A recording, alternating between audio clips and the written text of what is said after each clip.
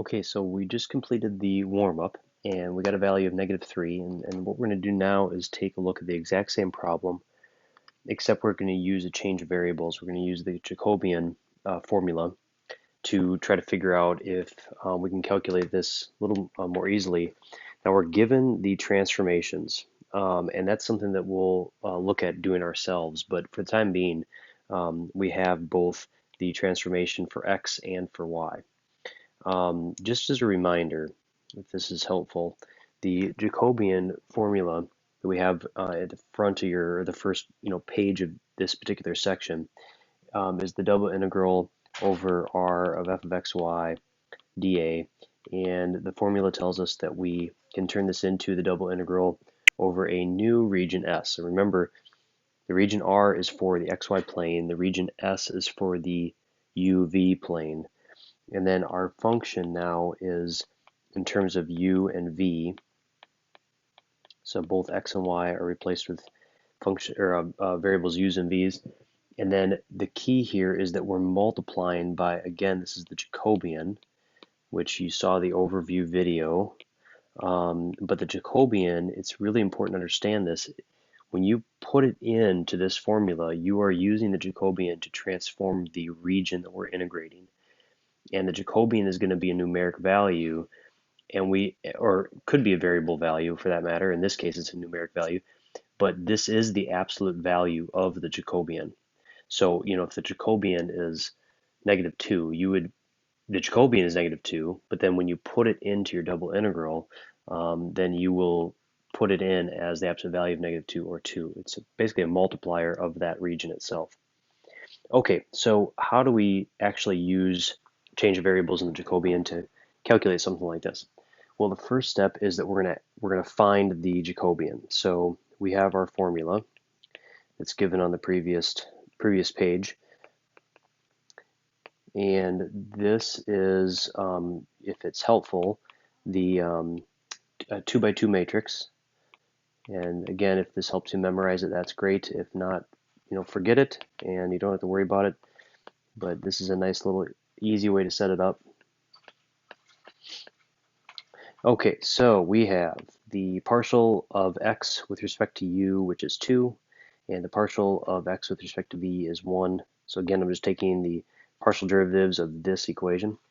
And then same thing with y, however, we have partial with respect to u is 1, and partial with respect to v is 2. And the determinant is 4 minus 1, so we get a Jacobian of 3. If that was -3, then when we put it into the double integral, we would take the absolute value of it. Okay, so then the next step is that we're going to change the variables. So our original is the double integral over some region r of x minus 3y dA. And let's, so dA in this case is going to be maybe like dx dy or dy dx, or however we want to put it.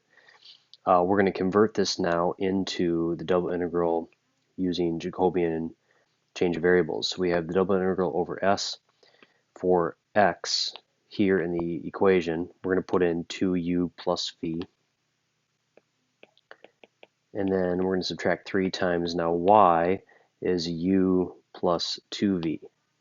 So with u plus 2v. Okay. This then would be multiplied by the absolute value of the Jacobian, which is 3. And then it's going to be some, we'll figure it out later. It's du, dv, dv, du, it doesn't matter.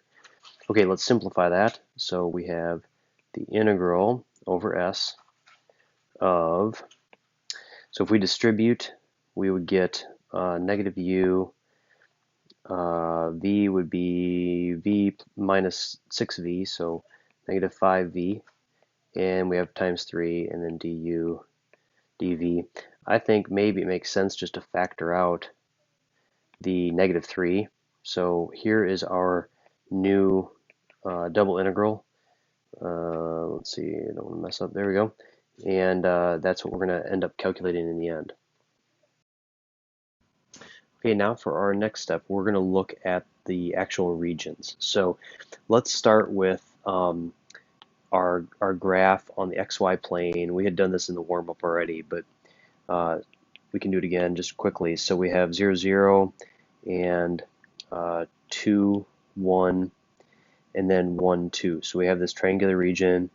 And if you remember, we had issues with being able to break this into a single double integral. We had to break it into two, so that was just time consuming, and this is why the change of variables with Jacobian I think will help us a little bit. So here's our goal. We want to figure out how to convert this and put it onto the UV plane. Okay, so we're trying to kind of figure out what does it look like on the UV plane. Let's take, and if it is helpful, let's make a little table for this. So, what is the equation in xy? And then what is going to be the new equation in UV? We started with y equals 1/2 x. That was going to be, or that is this line right here. And if we take our equations for x and y, let me write those down. So we have x equal to 2u plus v, and y equal to u plus 2v. So those are equations that we're given for the transformation. Okay, so if we have y equals 1/2 x, then if we use these substitutions, y is u plus 2v, and we have 1/2 times x, and x is 2u plus v. And this would give us u plus 2v equal to u plus 1/2 v. The u's would cancel, and v then would simply just be 0. So in other words, the line y equals 1/2 x in the xy plane is actually v equals 0. Now in our new plane, that line right there is v equals 0. Okay, so that's what we have so far. Next, let's do y equals 2x.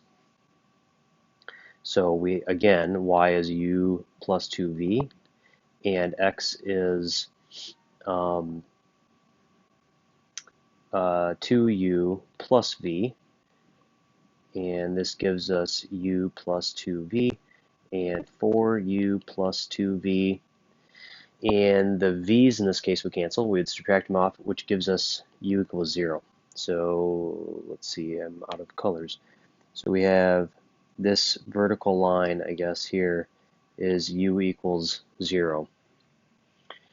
Okay, last one. Oh, let's write that in. So this is, again, y equals 2x is going to transform to u equals 0. You can see that already our lines are much simpler to deal with than the original.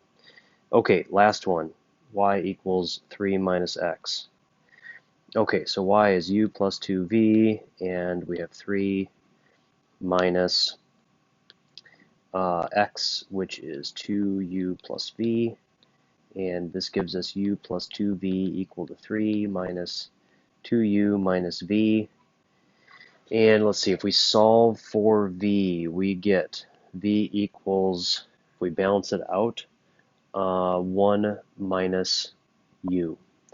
Okay, so v equals 1 minus u. A little bit more complex, but we're still going to be fine. So in our graph, that is going to be this line.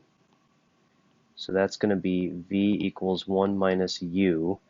And it's pretty easy to see now that our vertices are 0, 0, 0, 1, and 1, 0. This is our new region. In other words, that's the region on our new double integral in terms of u and v. So that's the transformation. Okay, now that we have our actual region and we have our double integral formula, we're going to set up our boundaries. So we have -3, and let's just let u be the outside. So u is going to go from 0 to 1.